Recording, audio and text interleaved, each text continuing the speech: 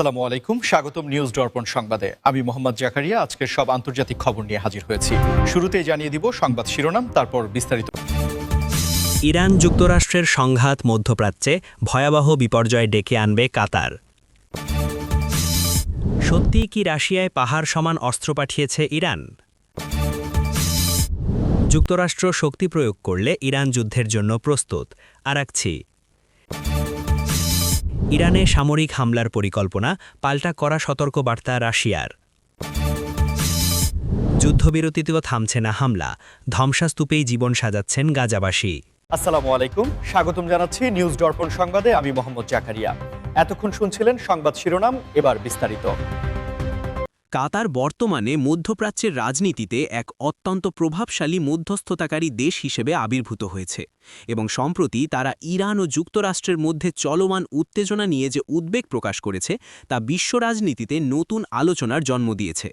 কাতারের শীর্ষ কর্মকর্তারা বারবার সতর্ক করছেন যে ইরান ও যুক্তরাষ্ট্রের মধ্যে কোনো ধরনের সরাসরি সামরিক সংঘাত শুরু হলে সেটি কেবল এই দুটি দেশের মধ্যে সীমাবদ্ধ থাকবে না, বরং পুরো মধ্যপ্রাচ্য জুড়ে একটি ভয়াবহ মানবিক ও অর্থনৈতিক বিপর্যয় ডেকে আনবে। আপনারা জানেন যে মধ্যপ্রাচ্য হল বিশ্বের জ্বালানি সরবরাহের প্রধান উৎস এবং এই অঞ্চলে অস্থিরতা মানেই হল বিশ্ববাজারে তেলের দাম আকাশচুম্বী হয়ে যাওয়া, যা প্রতিটি সাধারণ মানুষের জীবনযাত্রায় সরাসরি প্রভাব ফেলবে। কাতার মনে করে সংঘাত কোনো সমাধান নয় এবং যে কোনো সমস্যা আলোচনার টেবিলে বসে সমাধান করা সম্ভব। তবে সাম্প্রতিক সময়ে দুপক্ষের মধ্যে যে বাগবিতণ্ডা এবং শক্তির মহড়া দেখা যাচ্ছে, তাতে মধ্যস্থতাকারী হিসেবে কাতার বেশ চাপের মুখে রয়েছে। এই পরিস্থিতি আরও জটিল হয়ে ওঠে যখন পারস্য উপসাগরে সামরিক উপস্থিতি বৃদ্ধি পায় এবং লোহিত সাগর বা হরমুজ প্রণালীর মতো গুরুত্বপূর্ণ নৌপথগুলো হুমকির মুখে পড়ে। যদি এই অঞ্চলে কোনো ভুল বোঝাবুঝি থেকে যুদ্ধের সূচনা হয়, তবে কাতার সহ প্রতিবেশী দেশগুলো সরাসরি তার আঁচ অনুভব করবে এবং এই অঞ্চলের দীর্ঘদিনের উন্নয়নমূলক কাজগুলো থমকে যেতে পারে।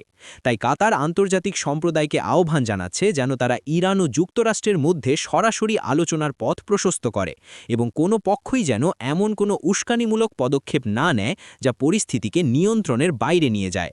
আপনারা যদি মনে করেন যে কূটনৈতিক আলোচনা সত্যিই যুদ্ধ থামাতে পারে, তবে আমাদের ভিডিওতে একটি লাইক দিয়ে আপনার সমর্থন জানান এবং এই বিষয়ে আপনার মূল্যবান মতামত কমেন্ট করে আমাদের সাথে শেয়ার করতে পারেন। মনে রাখবেন, শান্তি কেবল তখনই সম্ভব যখন বড় শক্তিগুলো একে অপরের সার্বভৌমত্ব এবং নিরাপত্তার প্রতি শ্রদ্ধাশীল থাকে। রাশিয়া ও ইরানের মধ্যকার প্রতিরক্ষা সম্পর্ক নিয়ে গত কয়েক মাস ধরে আন্তর্জাতিক মহলে ব্যাপক জল্পনা-কল্পনা চলছে এবং সম্প্রতি পশ্চিমা গণমাধ্যমগুলোতে দাবি করা হয়েছে যে ইরান রাশিয়ায় পাহাড় সমান সামরিক সরঞ্জাম এবং অত্যাধুনিক ড্রোন পাঠিয়েছে। যদিও তেহরান এবং মস্কো উভয় পক্ষই এই ধরনের বড় মাপের অস্ত্র হস্তান্তরের বিষয়টি বরাবরই অস্বীকার করে আসছে, তবুও অনেক ভূরাজনৈতিক বিশ্লেষক মনে করেন যে বর্তমান বৈশ্বিক প্রেক্ষাপটে দুই দেশের এই কৌশলগত অংশীদারিত্ব বেশ গভীর হয়েছে। পশ্চিমা গোয়েন্দা সংস্থাগুলোর দাবি অনুযায়ী বিশেষ করে ড্রোনের সরবরাহ ইউক্রেন যুদ্ধের মোড় ঘুরিয়ে দিতে ভূমিকা রাখছে।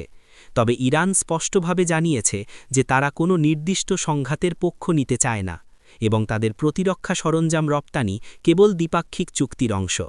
এখানে আমাদের বুঝতে হবে যে ইরানের ওপর বছরের পর বছর ধরে চলা অর্থনৈতিক নিষেধাজ্ঞার কারণে তারা তাদের নিজস্ব প্রযুক্তিতে প্রতিরক্ষা শিল্প গড়ে তুলেছে এবং এখন তারা সেই প্রযুক্তি বিশ্বের বিভিন্ন দেশে রপ্তানি করার চেষ্টা করছে।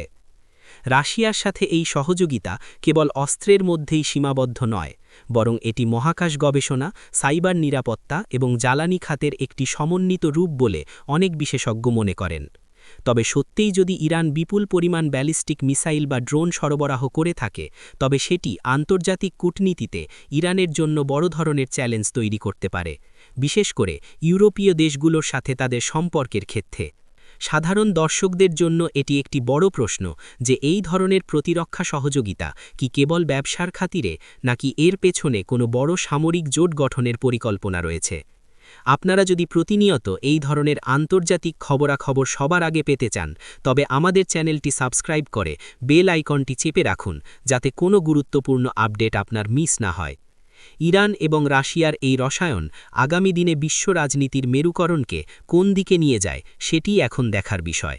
ইরানের পররাষ্ট্রমন্ত্রী আব্বাস আরাগচি সম্প্রতি এক কড়া বিবৃতিতে জানিয়েছেন যে যুক্তরাষ্ট্র যদি ইরানের বিরুদ্ধে কোনো ধরনের শক্তি প্রয়োগের পরিকল্পনা করে তবে ইরান কেবল বসে থাকবে না, বরং যুদ্ধের জন্য তারা পুরোপুরি প্রস্তুত রয়েছে। আরাগচির এই বক্তব্য আন্তর্জাতিক মহলে তীব্র প্রতিক্রিয়া সৃষ্টি করেছে, কারণ এটি সরাসরি একটি বড় শক্তির বিরুদ্ধে চ্যালেঞ্জ হিসেবে দেখা হচ্ছে। তিনি স্পষ্টভাবে বলেছেন যে ইরান কখনো যুদ্ধ চায় না এবং তারা সর্বদা আঞ্চলিক স্থিতিশীলতা বজায় রাখার পক্ষে কাজ করে। কিন্তু কেউ যদি তাদের সার্বভৌমত্বের ওপর আঘাত হানে বা তাদের জাতীয় নিরাপত্তা হুমকির মুখে ফেলে, তবে ইরান তার সর্বশক্তি দিয়ে তার জবাব দেবে। আপনারা জানেন যে ইরান গত কয়েক দশকে তাদের ক্ষেপণাস্ত্র প্রতিরক্ষা ব্যবস্থা এবং সামরিক সক্ষমতা অনেক গুণ বৃদ্ধি করেছে, যার ফলে তারা এখন অনেক বেশি আত্মবিশ্বাসী হয়ে উঠেছে। আরাগচি তার বক্তব্যে আরও ইঙ্গিত দিয়েছেন যে যুক্তরাষ্ট্র যদি কোনো ভুল পদক্ষেপ নেয় তবে তার মাশুল পুরো অঞ্চলকে দিতে হবে এবং মার্কিন সামরিক ঘাঁটিগুলো নিরাপদ থাকবে না। এই ধরনের উচ্চবাচ্য সাধারণত কূটনৈতিক দরকষাকষির একটি অংশ হয়ে থাকে, যেখানে প্রতিটি দেশ তাদের শক্তির জানান দিয়ে অন্য পক্ষকে আলোচনার টেবিলে নমনীয় করতে চায়। তবে ইরান যুক্তরাষ্ট্রের এই দীর্ঘস্থায়ী শীতল যুদ্ধ এখন একটি বিপজ্জনক পর্যায়ে পৌঁছেছে, যেখানে ছোট একটি ভুল পদক্ষেপও বড় অগ্নিকাণ্ডের সূত্রপাত করতে পারে। ইরানের এই যুদ্ধ প্রস্তুতির ঘোষণা আসলে এক ধরনের প্রতিরক্ষা কৌশল, যা তারা বিশ্বকে দেখাতে চায় যে তারা যে কোনো পরিস্থিতির জন্য মানসিকভাবে এবং সামরিকভাবে প্রস্তুত। আপনারা কি মনে করেন, ইরানের এই কঠোর অবস্থান কি যুক্তরাষ্ট্রকে পিছু হটতে বাধ্য করবে, নাকি উত্তেজনা আরও বৃদ্ধি পাবে? আপনার চিন্তা আমাদের কমেন্ট বক্সে লিখে জানান, কারণ আমরা আপনাদের মতামতকে গুরুত্বের সাথে বিবেচনা করি। সম্প্রতি খবর পাওয়া গেছে যে কয়েকটি পশ্চিমা শক্তি ইরানের সীমিত আকারের সামরিক হামলার পরিকল্পনা করছে, এবং এই খবর চাউর হওয়ার সাথে সাথেই রাশিয়া এক নজিরবিহীন কড়া সতর্কবার্তা জারি করেছে। মস্কো পরিষ্কার ভাষায় জানিয়ে দিয়েছে যে ইরানের ওপর কোনো ধরনের সামরিক আক্রমণ বা হামলা রাশিয়ার লাল রেখা বা রেড লাইন অতিক্রম করা শামিল হবে এবং এর ফলাফল হবে অত্যন্ত ভয়াবহ। রাশিয়ার প্রেসিডেন্ট পুতিনের দপ্তর থেকে জানানো হয়েছে যে মধ্যপ্রাচ্যে শান্তি ফিরিয়ে আনার পরিবর্তে যদি সামরিক আগ্রাসনের পথ বেছে নেওয়া হয়, তবে রাশিয়া চুপচাপ বসে থাকবে না, বরং তাদের কৌশলগত বন্ধু ইরানের পাশে দাঁড়াবে। এই ধরনের ঘোষণা বিশ্ব রাজনীতিতে একটি বড় ধরনের মোড় হিসেবে দেখা হচ্ছে, কারণ এটি নির্দেশ করে যে ইরান এখন আর একা নয়, বরং বিশ্বের অন্যতম প্রধান সামরিক শক্তি রাশিয়ার সরাসরি সমর্থন তাদের পেছনে রয়েছে। রাশিয়ার এই অবস্থানের পেছনে অনেকগুলো কারণ রয়েছে, যার মধ্যে অন্যতম হল মধ্যপ্রাচ্যে তাদের নিজস্ব প্রভাব বজায় রাখা এবং পশ্চিমা শক্তির বিস্তার রোধ করা। যদি ইরানে হামলা হয় তবে তা রাশিয়ার দক্ষিণ সীমান্তের নিরাপত্তার জন্য হুমকি হয়ে দাঁড়াতে পারে বলে ক্রেমলিন মনে করে। অনেক বিশ্লেষক মনে করছেন রাশিয়ার এই হুঁশিয়ারি আসলে একটি বড় ধরনের প্রক্সি যুদ্ধের সংকেত দিচ্ছে, যেখানে বড় শক্তিগুলো সরাসরি জড়িয়ে পড়তে পারে। এই ধরনের উত্তেজনাকর পরিস্থিতিতে সাধারণ মানুষই সবথেকে বেশি ক্ষতিগ্রস্ত হয় এবং বিশ্ব অর্থনীতিতে বড় ধরনের ধস নামার সম্ভাবনা তৈরি হয়। আপনারা যারা আমাদের ভিডিও নিয়মিত দেখেন তারা নিশ্চয়ই বুঝতে পারছেন যে বৈশ্বিক নিরাপত্তা এখন কতটা ভঙ্গুর এবং এই অবস্থায় সঠিক তথ্য জানা কতটা জরুরি। এই ভিডিওটি আপনার বন্ধুদের সাথে শেয়ার করুন, যাতে তারাও আন্তর্জাতিক রাজনীতির এই জটিল সমীকরণগুলো সহজভাবে বুঝতে পারে। আমরা এই পরিস্থিতির ওপর কড়া নজর রাখছি এবং যে কোনো নতুন তথ্য পাওয়ার সাথে সাথেই আপনাদের জানাবো। গাজা উপত্যকায় দীর্ঘদিনের সংঘাতের পর যদিও মাঝে মাঝে যুদ্ধবিরতির কথা শোনা যায়, কিন্তু বাস্তবিকে সেখানে হামলার প্রকোপ পুরোপুরি থামছে না, এবং এর মধ্যেই সাধারণ গাজাবাসীরা তাদের ধ্বংসস্তূপে ঘেরা জীবন নতুন করে সাজানোর চেষ্টা করছেন। এই মানুষগুলোর অদম্য মনোবল সত্যিই বিশ্বকে অবাক করে দেয়।